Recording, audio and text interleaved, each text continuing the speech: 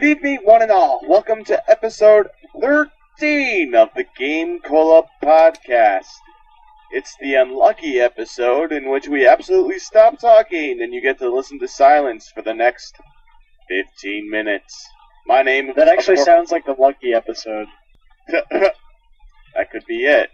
Well, it's a lucky podcast because Paul's not here tonight. That's right. Paul's out tonight. But my name, as always, is Zach Rich. I'm Nathaniel Hoover, author of Flash Flood and many reviews, mostly Mega Man related.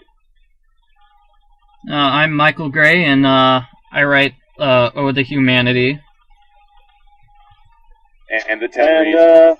And blah, blah, blah. And blah, blah, blah. Nobody reads anything I write anyway. Let's just keep moving along. I just assumed they're all about how much you hate Final Fantasy VI. Or how much you love Nancy Drew.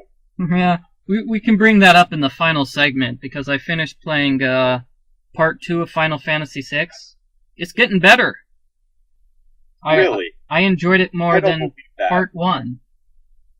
You're actually changing your opinion about a video game. I'm proud of you. Well, to clarify, I found the Game Shark code that turns off all the random encounters, and ever since I started using that, the game has been so much more fun to play. I'm Mike Ridgaway. I write Quantum Geek on GameCola. I'm the GameCola. Yes.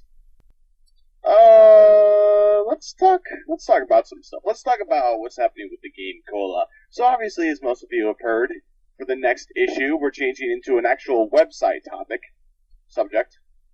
way of posting things. We're becoming a website now. Yes, we're Web 2.0. What were we before? We were... I mean, what was the .net signifying? That we were a pastry shop? Have you tried Medio's scones, though? They're to die for. Maybe Paul's making money off of this. Who knows? Oh, we all know we have $3.50 of Google Ads right now. I was going to say. Our shares of GameCola are worth exactly diddly squat. It's a fun fact, that's about as much as the shares of the Coca-Cola Company are worth. And General Motors. And pretty much everything else on the stock market. I want to make an aside glance here. Coke Zero, you suck. You are the worst soda I have ever tasted in my life. I would rather drink Diet Coke than drink Coke Zero. So Zach gives it a 0 out of 10. But here's the scoop, GameCola faithful. We have a ton of new writers and returning writers coming back to the GameCola land to help us with the new relaunch. We have at least 5 new people coming on. Yeah. Yeah. Lots of God, I can barely count that high. You need all the fingers of one hand. And another thing, in case if you guys were wondering, where was I for the final issue? Anyone notice this distinct lack of good writing talent in the last issue? No. Well, I've graduated from high school, and basically the entirety of last month was running around finishing my high school career. Graduation. I did. I'm going to college. Yay. Let's play the High School Musical 3 graduation mix. Let's not. Do I have it? I don't think I have it. No. We're done with high school. High school's over. There's no High School Musical. There's no high school. Okay. No high school. Okay. We've abolished high school. It no longer exists. High school is not a part of the GameCola staff anymore. Well, maybe one of the new writers. Is there a difference? Yeah, we never get new readers. Yeah. We just get new writers, and then they come and read their own stuff, and that's how we get new readers. Do any of you guys know any of the new writers? I know Mark Friedman. Were you guys reading back then when he was writing What the Craps? I didn't start reading until Paul emailed me 2 years ago saying, "Hey, you're a pretty funny writer. Want to join this website?" And I'm like, "Yeah, sure. I've been discovered." Oh. Poor deluded fool. I think a topic Paul Franzen wanted to bring up, even though he's not here, he's forcing us to talk about it, is save points. And he's just really annoyed at how games, they don't let you save anytime you want. Save points are save points. I know. You can't knock on them. They're a staple of the industry. I mean, some games do that. Actually, a lot of computer games you can save any time, like with Neverwinter Nights 2 or Half-Life or anything like that. I mean, you just hit the quick save button and suddenly, bam, you have a save. It's mainly console games that have their, arbitrary save points. I blame Square. And the thing I noticed is that it's usually a Square Enix game that always has a save point somewhere wedged in there. I can't think of for a lot of those games, I mean, you need, for your computer that's running off of your hard drive, I mean, it's not too difficult a task for it to instantly access that data and save it. But for a console, which is a very specialized machine, even though they're becoming more like computers, it's a little bit more tricky for you to pause in mid-action, access the game's memory storage, and, save your game. So they do it, at least this is what I would be thinking, save points so you're not doing it every second. Really, because games like Golden Sun allow you to, I believe Golden Sun does this, you can save anywhere on the overworld map, but I believe it's been a little while since I've played, but in dungeons you can't, which kind of makes sense. A lot of games have a lot of the DS games have the spend feature, where you can save it in the middle of your game, middle of the level, and as soon as you come back, that save is deleted, presumably to keep you honest. I guess. You know what? No, I was thinking of Dragon Warrior 3, which I've been playing, but I think Golden Sun you can save anywhere. Anyways, I don't honestly remember, but no, Dragon Warrior 3 allows you to save on. Oh no, I'm lying too. You can't save on the overworld. Final Fantasy 1 and 2. I got this. Final Fantasy 7, 8, and 9 you could always save during the overworld. Yeah, a lot of console RPGs. You can save in the overworld. If you're in a dungeon, you need to find a save point. Yes, I was full of it. To completely disregard what I said originally. It's probably the difficulty thing. Keeping you from saving every few minutes, so that if something does go wrong, you need to show some skill to get from one save point to the other, I guess. Although at the same time, I think that there's definitely a place for the save anywhere feature when you've got games, especially first-person shooters, where you can just die in an instant unexpectedly. Usually with RPGs, it's up to your tactics and your ability to survive a number of battles. Every once in a while you have some monster that does an instant kill spell, but usually it doesn't wipe out the whole party in one hit.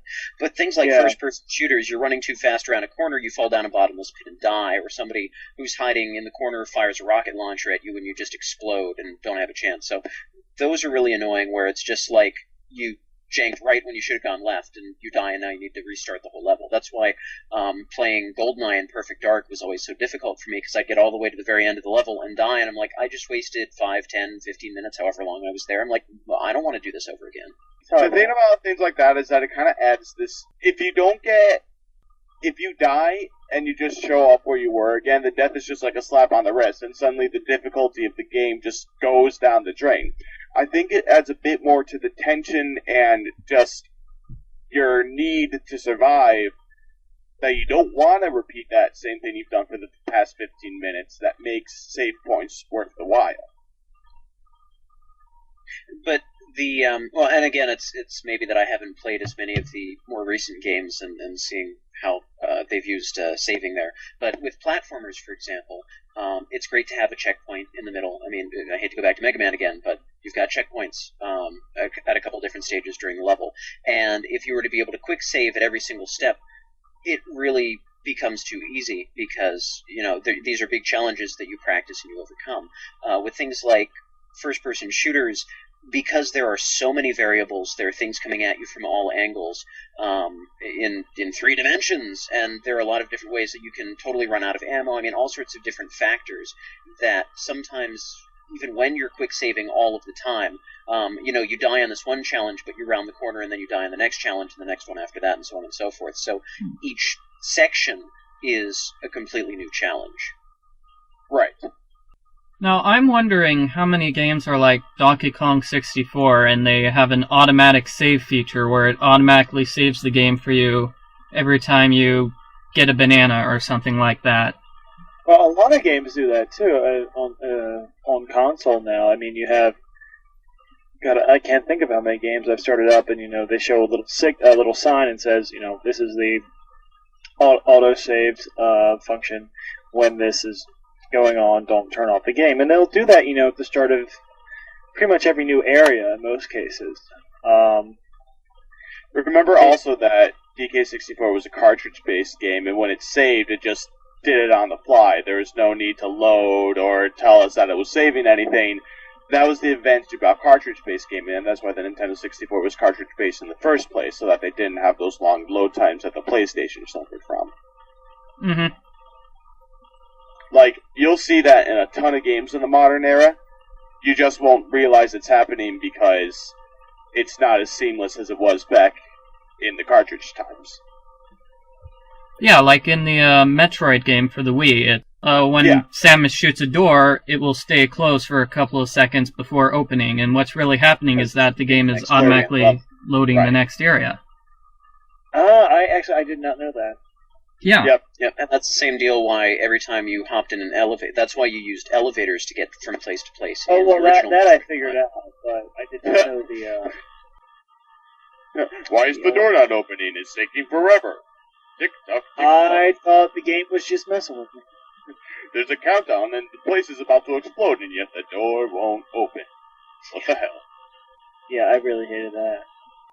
Actually, this is a topic I wanted to get into. You mentioned the virtual console here, like you're talking about re-releases. I took a good look at the schedule.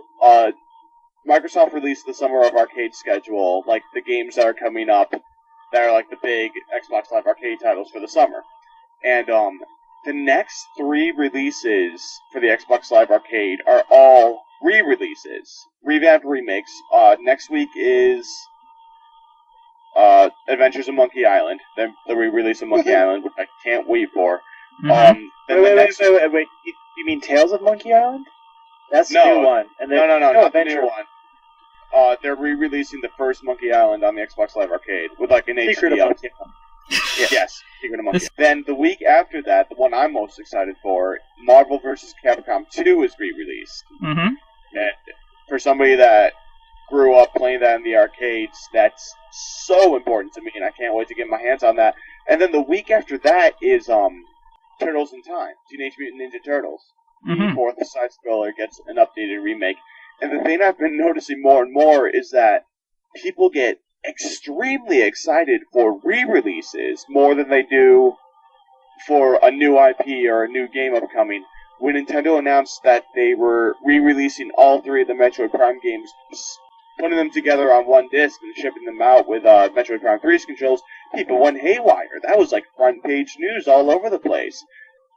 But then you had the Conduit, which came out, and I didn't even know it was out. I thought it was still in development. I didn't even know it had a publisher. I love re-releases, but does anyone else here think re-releases are kind of taking too much of the thunder? And this is, here's a teaser for the... It's human nature. And what you have is things that are familiar and that people like. 9 times out of 10, someone's going to go for, say, the chocolate cake that they know and love instead of maybe trying something new.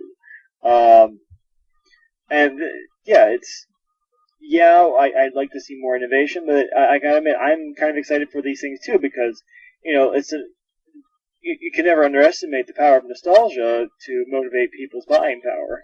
There are plenty of people who didn't have an NES or didn't have a Super Nintendo or didn't have this or that or whatever system.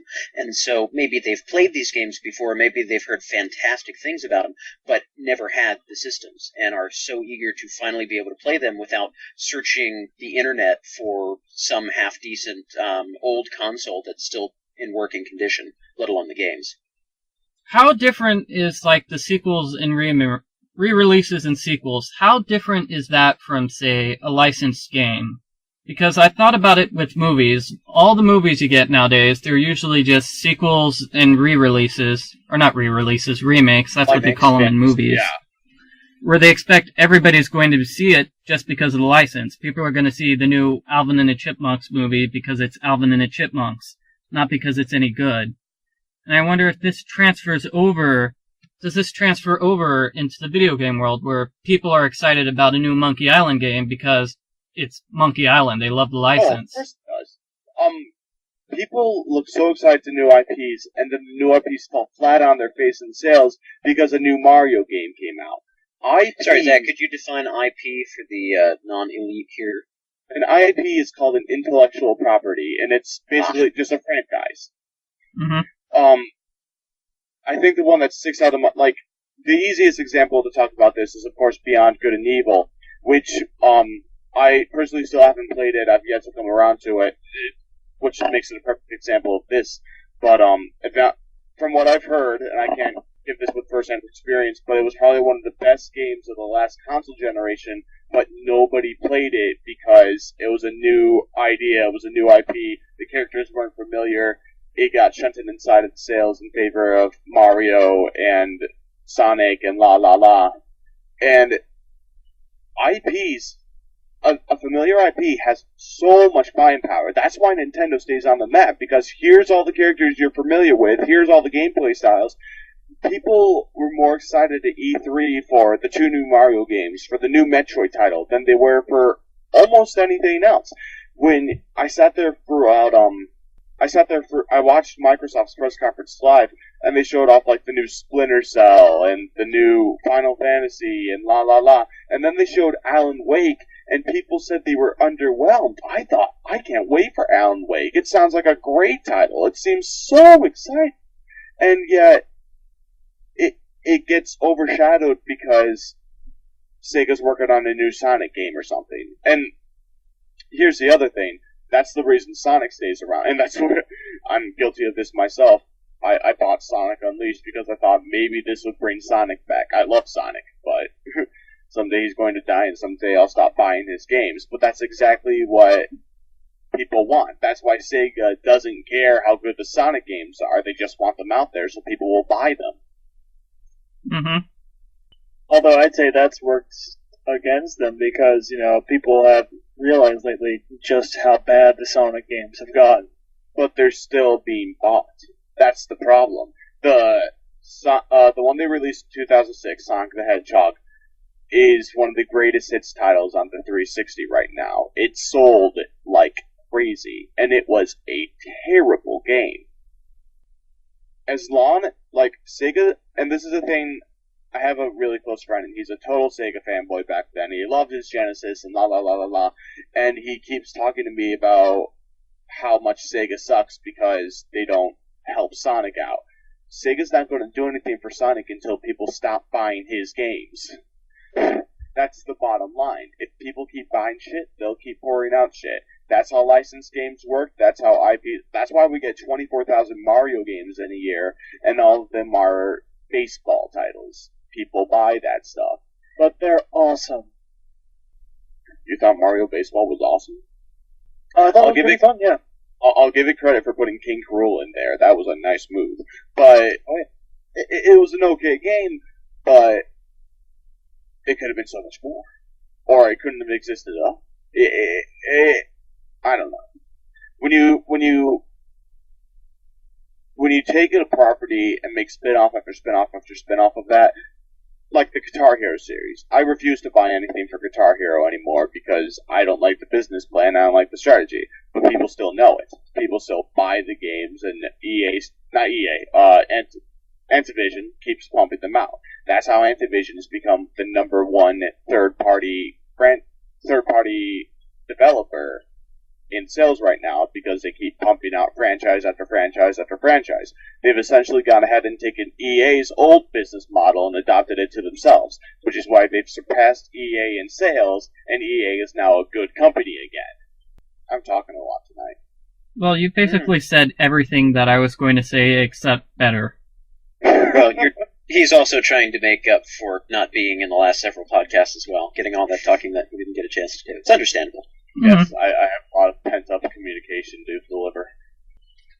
I've forgotten the original point and everything I've been talking about, but, you see an old IP, you see a re-release and you get excited. And the next, this is actually funny because I started writing my next Sackridge Dies in 2020 article, and it is about remakes I want to see. And there are titles I want to see remade because I love them, and some of them are arcade titles. The biggest one that pops up in my head is Hydro Thunder. I spent so much money playing Hydro Thunder, and I really want to play it again. So that's definitely one that's on that list, and that's a spoiler for all of you if you actually read the article.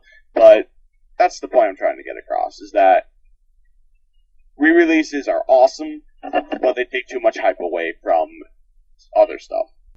And that's the more of the story. And I would just add that I don't like it when they have like 50 re-releases of the same game. It's a remake of a remake of a remake. That's annoying. And that's why I don't want to see Batman The Dark Knight. But, well, here's the thing. Wait. The movie? Yeah, isn't it a remake of the come on, it's like the 5th remake of the Batman series. Whoa, time out, hang on. They did a franchise reboot where they erased all the continuity of the first 4 movies and then started a new series. There's reboots. It's not a remake of anything. It incorporates, or at least Batman Begins, as I understand it, incorporated a lot of elements from the comics. And of course, you're going to have some of the similar villains, some of the similar concepts that you've seen before, but it's not a remake of anything. Not only that, I don't see the difference. There was a lull. It used to, like, back when the Tim Burton Batman movies were made, the superhero movies were all the rage back then. But then, like, Batman was good. Then, which one was it? Batman Forever or something? Then the second one was good, but it wasn't as financially successful. So they handed the reins over to another guy who made the next 2 movies, and he made Batman and Robin. And that horrible. That's right, Bruckheimer. Horrible failure. And thanks to Batman and Robin, in combination with a couple of other movies, Shaquille O'Neal and Steel, one of the minor DC characters that got a movie, stuff like that destroyed superhero movies. And it wasn't until 2002 when, not even 2000, X-Men brought it back, and then Spider-Man made it big again. Did Spider-Man or X-Men? X-Men come out first? X-Men was 2000. I think it was X-Men. Pretty sure it was X-Men. I don't know. I don't think X-Men was that big of a success. I think the one that really actually brought it back was Spider-Man. Yes. Yeah. Because they're of Spider-Man. But that's why... Then X2 came out, and that X2 became a big deal. And then first X-Men wasn't so much. The first X-Men was a launching point. It was Spider-Man that brought it back because he's such a beloved character. We're all just comic book nerds at heart, apparently. I'm very much a nerd person. I'm a nerd on video games, a nerd on comics, a nerd on theater. I'm just nerdy. I know. I can't play sports. Oh, that's fun. Which is ironic because I'm a lifeguard and everyone else plays a sport, and like we are all naming off our sports, and I sit there and I'm like, musical theater, baseball, virtual tennis, I play Wii Sports. Hey, you can't say Wii Sports without sport. Quick poll, which is better? Online multiplayer or just live multiplayer with somebody who's there? Ooh. Yes, live. This is live. Easily live. Online multiplayer is great when, like, if it were us playing a game, since we can not be in a room next to each other since there's miles and miles and miles and miles and miles between us. But when it comes to, when I have, on my Xbox Live account, I have several of my friends are local people, and they'll always send me a request to go play a game, and then I'm like, hey, you want to come over for a little bit and we'll play some split screen? I grew up playing games, like, the N64 was my home. It was my love, and it was a 4-player console, and there were many multiplayer games out the wazoo, and we would just play games like that into the night. And that sense of familiarity and homeliness that came with it is lost on this generation. Homeliness. I just made a word. Homeliness means ugly. Really? Yeah. It's more like a euphemism than... Well, if you say, someone is homely, that means that they have a great personality. I love sitting there with my friends and experiencing the game. I love playing split-screen multiplayer games. I have a TV big enough to do it where everyone can still see the screen. I love sitting there playing Halo with 4 buddies so that we're all in the room. And games like Rock Band, I hate playing Rock Band online because it's not fun that way. I mean, online multiplayer is fun. I'd rather do it in my room. I'd rather have my friends there with me. I'd rather see the looks on their faces when I snipe them from 15,000 miles away. That's what I say. Ditto. Yeah, for the most part, I agree with Zach.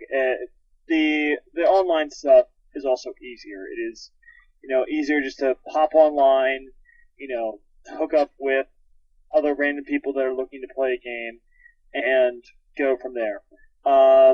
It's a little harder to set up, a bunch of people coming over, or even, 1 or 2 people coming over. But I agree that, having the person in the room is a much more satisfying experience overall.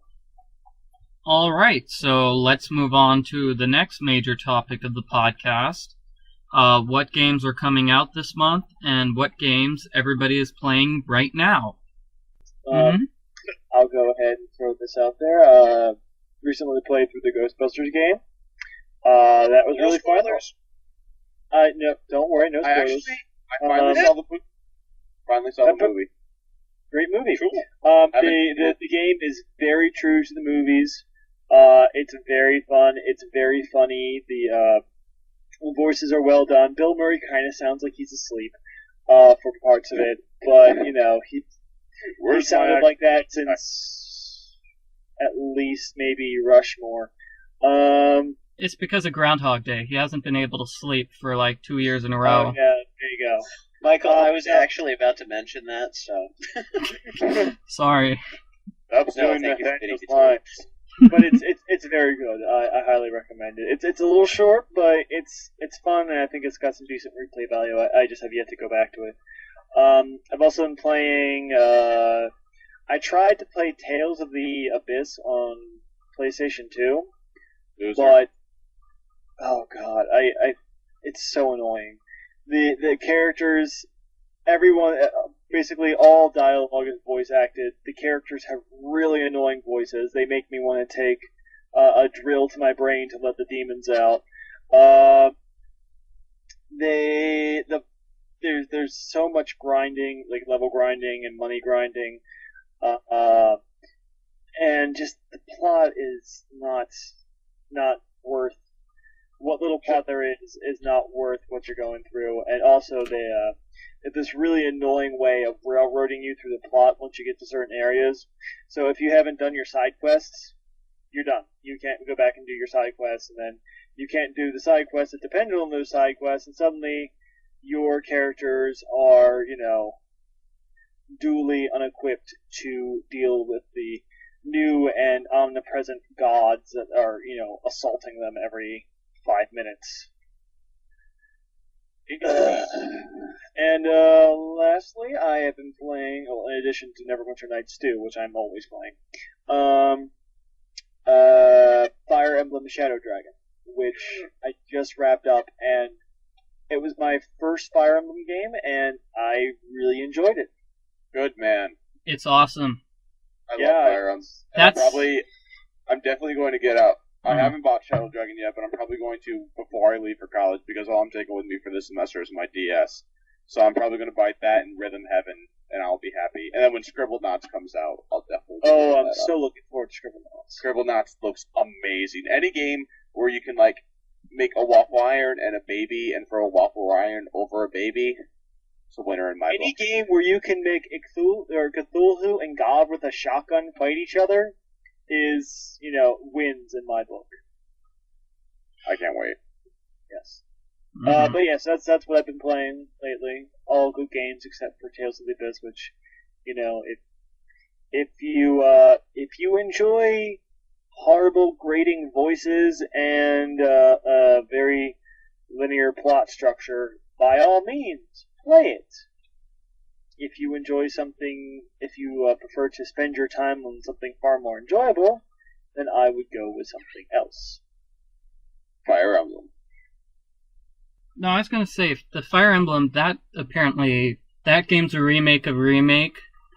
Yeah, but it's okay because not of a remake. It's just it was the original Fire Emblem. Or is it the second remake? It's never been released in the United States, so. Mm-hmm. No, I mean, that makes it's the only Super Smash Bros. Brawl character whose game was never released in the United States.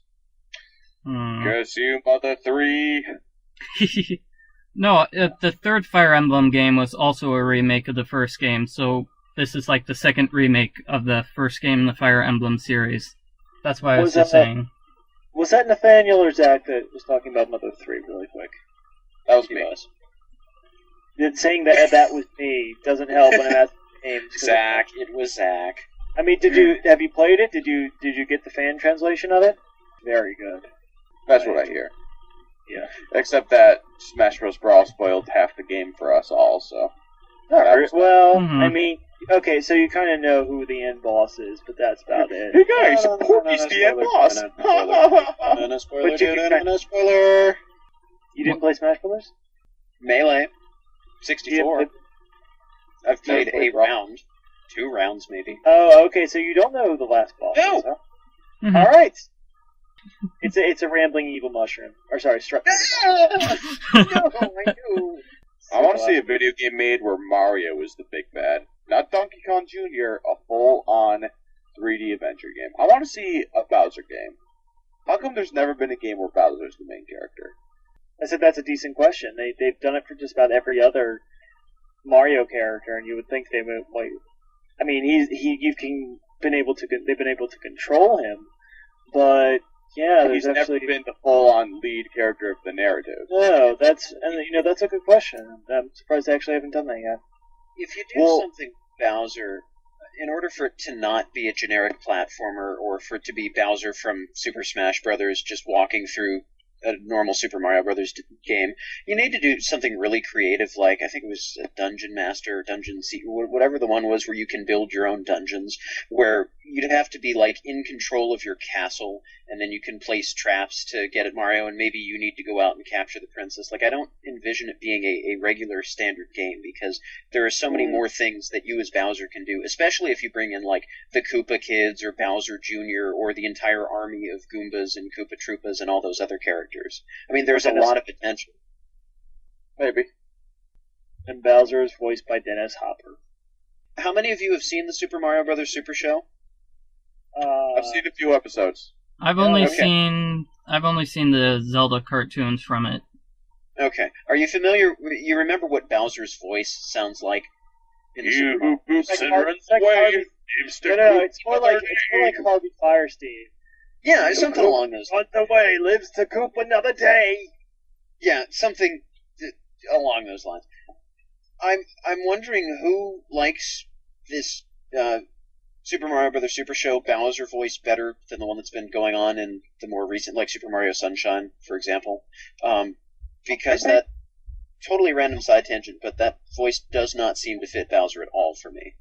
It doesn't bother. The only character's voice who bothers me right now in like Nintendo games is easily Donkey Kong's. He sounds like a literal donkey, and that's really deliberate. I don't know. I actually think that really. I think that the voice for Koopa in the show fits the design of that character.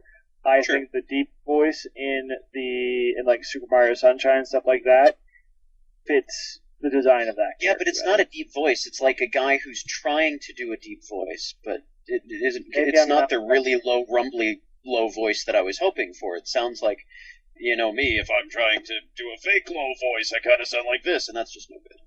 Hey guys, I'll be right back. Okay. Bye.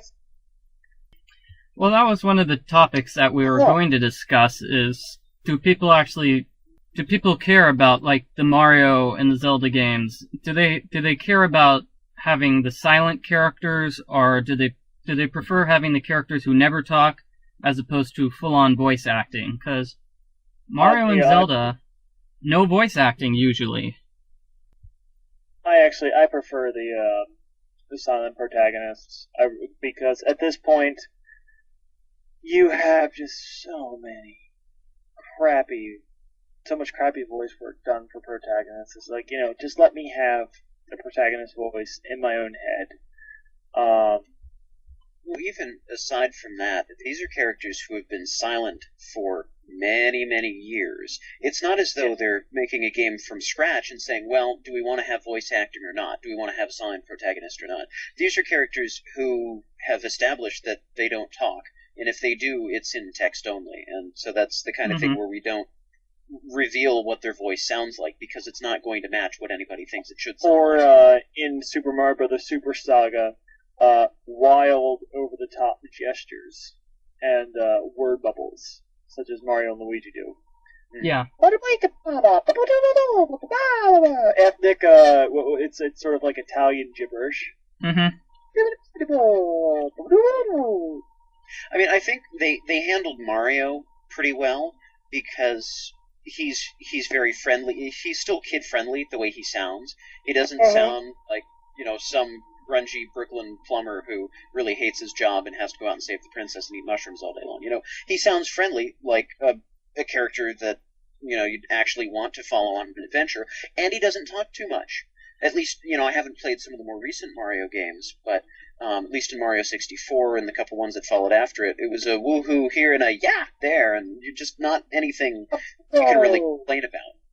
It's just interesting for Mario because they have an established voice actor for him who's been doing his voice for like 10, 15 years or so, but still I don't think he's done anything where he has to do full-on voice acting for any particular game. And the day that happens is the day they ruin Mario. That's fun in short bursts, but when you have a character who talks like that constantly, you raise your eyebrow and you say, what is this? Yeah, but Super Mario Sunshine, to bring that up, did anybody else think it was weird how they had full-on voice acting for Bowser Jr., the princess, but not Mario? Not really, no. No, because okay. that's... I mean, the voices that they had given for... or the little tiny clips of voice acting they had done before for the princess, at least, kind of sounded like a normal human being, the way an average Princess Peach might talk. And so it was okay to do voice acting because they'd already established that. But because they established Mario's voice as a sort of caricature, that really wouldn't work in normal voice acting. Thank you so much for playing my game. Exactly. Yeah. Okay, so Nathaniel, what games are you playing now? Well, Michael was talking about Tales of the Abyss. I'm actually playing through Tales of Symphonia with my girlfriend, and this is something that we've been playing for several months now, and the trouble that I've been having with it is that we'll play it for a couple hours, and then we'll stop, and then it'll be a few weeks or a month or two before we get back to it, and then we start playing it again, and have no idea what we are doing or where we are. It's at least handy that they have the in-game system that tells you exactly what plots are active and where you've been, and they've got a map and everything. But still, by the time you finally find your way back to where you're supposed to be going and remember all of the little plot details, it takes like an hour to get back into the groove of playing the game. So it's been sort of frustrating for a while, just because... Hey, Zach! Talking about Tales of Symphonia. It's been a little frustrating because we were at the part of the game where there were lots of running around, lots of little side quests, lots of plot-intensive things, and it was just very difficult to keep track of. But I started out really liking the game, and then after several areas started looking the same and the plot became a little more incomprehensible, and the challenges were a little bit similar, and just all the things were converging to become sort of a mediocre or average game. And now, at this point, we're, I think, almost at the end of the first disc, and things are starting to pick up again and get more interesting and exciting. So I'm looking forward to the rest of it, because I really want to like the game, instead of just sort of be okay with it. What game is this? Tales of Symphonia? For the GameCube? I never finished. I liked it. I just never really finished it. The first disc, the first half of the first disc is kind of boring because it's not until like the big plot twist in the middle of the first disc where the story actually feels like it starts. But I enjoyed it. I just never got around to finishing it. That's all. I'll probably go back to it one day. And actually, that's Well, I've been I've been playing Dragon Warrior 3 for like 2 years now. Except at this point, I've already beaten the game, and I'm just on the bonus material. Because after you beat the game, there's a bonus dungeon and lots of monster medals that you unlock by fighting lots and lots and lots of enemies, and you'll randomly get a medal, and then you use these medals to unlock the different levels of the bonus dungeon. So I'm going back whenever I'm excruciatingly bored or on a road trip, because I have it for the Game Boy Color, and go back and just grind for monster medals. So those are honestly the only 2 games I'm playing. I have Final Fantasy VIII that's been on hold forever, just because I really can't get That's myself probably back for the into it. best. What's that? Probably for the best. Well, see, that's I'm having the same problem with Final Fantasy VIII as I was with Tales of Symphonia, is that I don't play it often enough, and when I do, I come back and say, where am I? What am I doing? Except there's no real... The map isn't terribly useful, because it's really convoluted to get around the map right now, especially with random battles. And it's also tough because there's no plot synopsis or anything. I've had to look up a lot of things because I'm like, they're talking about going to the witch's house. Where's the witch's house? Too many RPGs going on. I need some, like, platformers and stuff. Zach, do you want to say what games you're playing, or should I do it? I'll go ahead. Why not? Nah, you go ahead. I'm playing Nancy Drew, Ransom of the Seven Ships, which just came out, I believe. It's a cool game for 3 reasons. Number 1, it's got a pirate theme. You can't go wrong with pirates. Number 2, it's the triumphant return of one of the cooler villains from earlier on in the series. And number 3, you finally get to see what Nancy's friends, Bess and George, look like. On the previous games, you could only call them on the phone, and in this game they have full 3D character models for them. I'm also playing DuckTales 2 for the NES and the Game Boy. Good man. What else am I playing? I'm playing Kwirk for the Game Boy, too. I've already written a walkthrough for it, and I was thinking of filming a video walkthrough just because it'd be easy to film. Okay, so that's all I'm playing. Alright, my turn? Mm-hmm. Well, Go for it. I've been playing a few games lately, and a lot of them for different reasons. Well, the first one, the one I'm mostly playing right now, I don't know if you guys know, my summer job, I'm a lifeguard. A lifeguard who doesn't play sports. A lifeguard who doesn't play sports, correct. And we've, the weather over here in New York has not been exactly, mid-July weather. In fact, I got home early today. That's why I was here on time for the podcast. We closed around 3 today, so I didn't exactly get to work that much today. But I've kind of... Eventually, days like that, we just kind of sit around doing nothing. And I dug up my old Game Boy Pocket and decided to start playing Pokemon again. So I started a new file in my Pokemon game, which, ironically, is the very first game I've ever owned in my life. I got it when I was 8 years old, and that was my first video game, and I love it. And, I've been playing some Pokemon Red lately. That's, Nice. Yeah, it's a fun time. It's nice to stroll back along memory lane. But, I played Pokemon for a while, and I actually had Pokemon Red. That was the only one I ever played. I got halfway through the game to, like, the Safari area, and then I realized, I don't have to catch them all, and I just returned the game for something else. But you gotta catch them all. what else have I been playing? And Paul will be really happy, and Paul's gonna kick himself because I'm talking about this. I bought, Sam & Max Season 1 on 360, and I have been playing through that. I'm on the 5th episode right now. I'm on Reality 2.0, and it is definitely one of the funniest games I've played. I don't agree with the Mid-Boss article about there being no such thing as video game humor, because this game has left me in tears. That's how funny it's been. Yeah. I didn't expect it to be that good. It's incredible. And even though the gameplay gets a little old, and I can't really play it for long periods of time because I'll start to get tired because I'll be bored. So I don't play it for long periods of time, but it's hilarious. So it's boring, but it's funny. It's boring. The gameplay, it's funny, but it's... I don't know how to explain it. Some of the puzzles, I played this not The too puzzle, terribly that's long the ago. problem. Some of the puzzles are a little bit simple here and there. Like, some of them do get more challenging. Some of them are And don't make some it of them are fairly repetitive. Like, you need to use ketchup as the same That's plot what one device about 3 or 4 different times in almost the same way. That, It's always that- ketchup. And it took me about 45 minutes to realize I needed to get ketchup on that cake. That was Well, a we've weird just one. spoiled a puzzle. Don't worry. Hmm. We're helping out in the long run. But yeah, I've been playing a lot of that. I really went ahead and spent a ton of money playing some Xbox Live Arcade stuff. I bought the Magic the Gathering game on Live How Arcade. is that? I'm a huge Magic player, and I have a few decks myself. Once again, nerdy. Yeah, The that's problem that's with- acceptable levels of nerdiness, though. Well, I'm not. Yeah, I just don't play it that much because most of the people that play Magic are like fat, overweight people that are creepy. And It's kind of annoying too. That's not Yeah, necessarily they're the case brutal, too. everywhere. like, I was at a Magic. Sorry, go I ahead. went to a Magic tournament once, and like I was younger. It was me and my friend, and we were like 16 at the time. And there was this older, fat, bearded gentleman who was playing in the table next to us. And like he was done with his game, and he was just putting his cards back together, like shuffling them, land, creature, spell, land, creature, spell.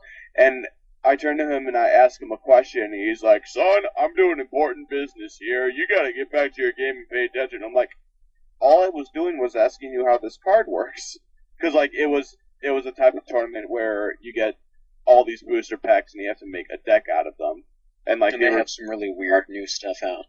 yeah, some of the new cards are just weird. I bought my dad a few new decks for Father's Day, and there's some stuff on there that's just I don't know what it means. I don't know. I played it a bit in high school, and then some of my friends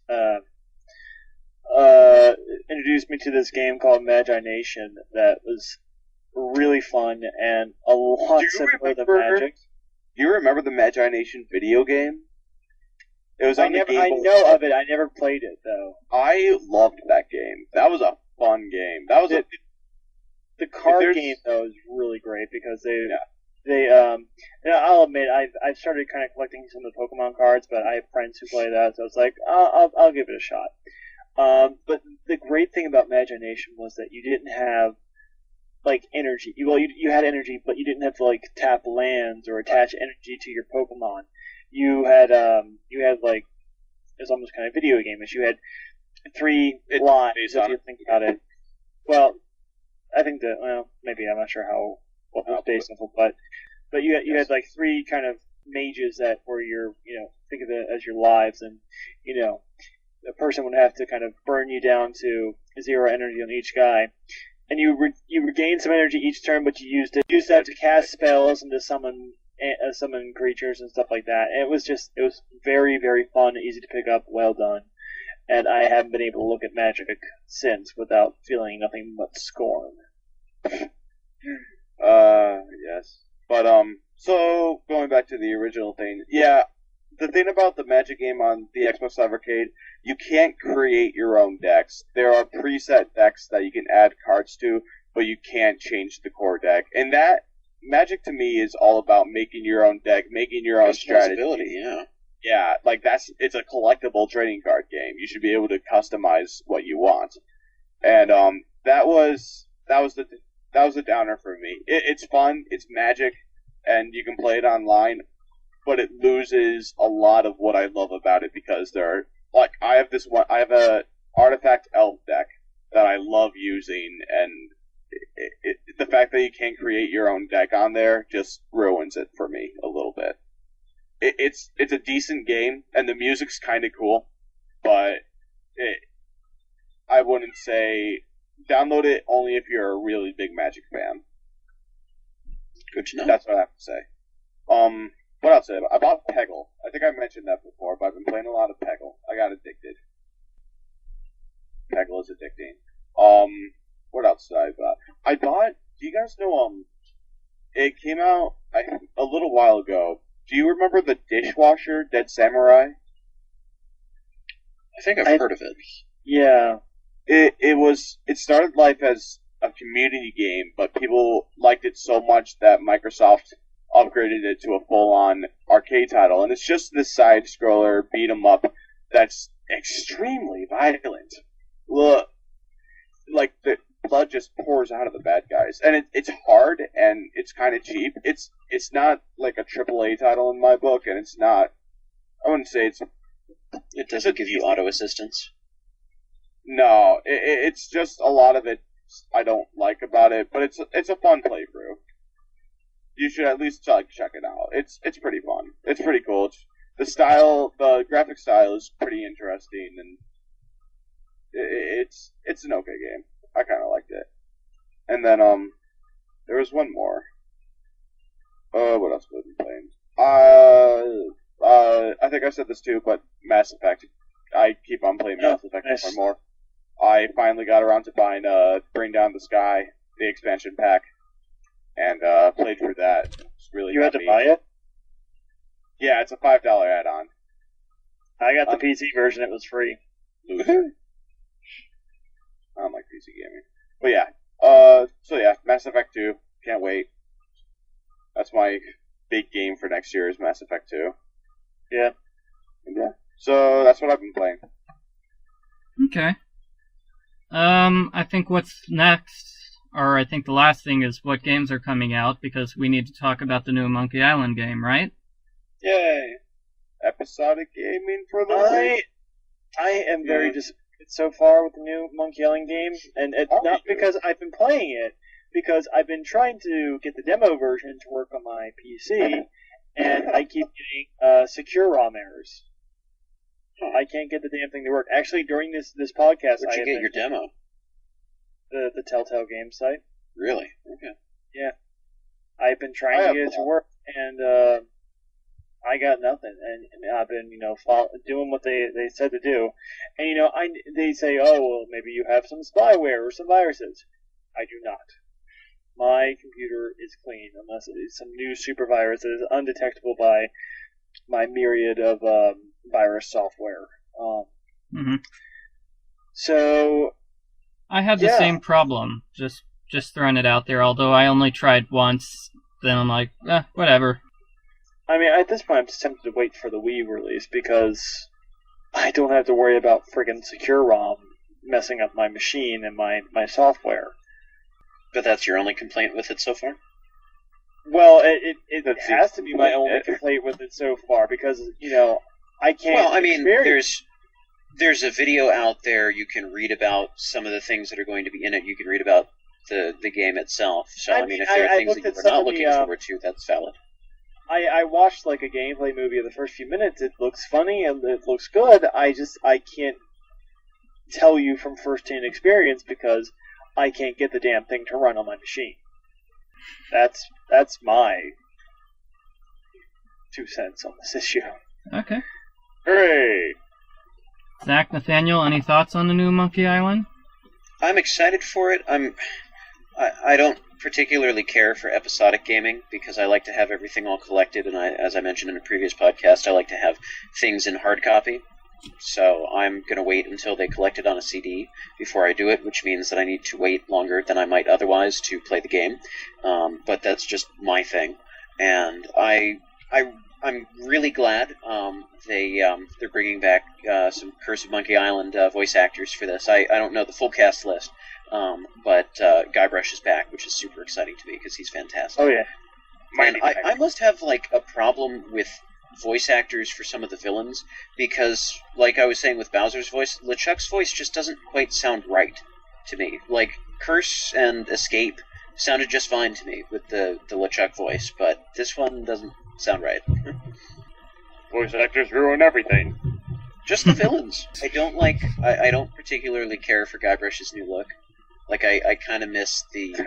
I would have actually gone with any of his previous looks except for the one from Monkey Island 2, because the beard just, I think rightly so, didn't look right on him. And I think that was intentional, but it's like, I don't know, just doesn't quite look the same kind of Guybrush that I'm used to seeing.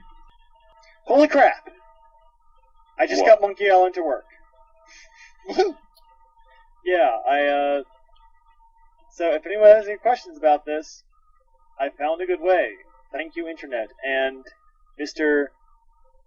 Tobacco Rhoda on the Ghost Recon Advanced Warfighter message board. That's where I go for all my Monkey Island needs. Yeah, I know.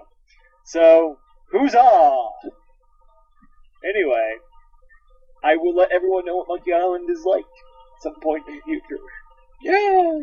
I have Escape from Monkey Island on the PS2. Yay! We don't talk about that. No, we just don't talk about the control scheme or the end of the game. Alright, everyone. Well, I guess we should wrap this up. Okay, fine. I want to go podcast forever. This has been the GameCola Podcast. I'm Michael Gray. I'm Nathaniel Hoover, talking over Michael as always. I'm Michael Ridgaway. And Good. I'm Zach Mitch. Okay, good night, everybody. For our correspondents down below, good night and happy trails. See y'all later. Hi-ho.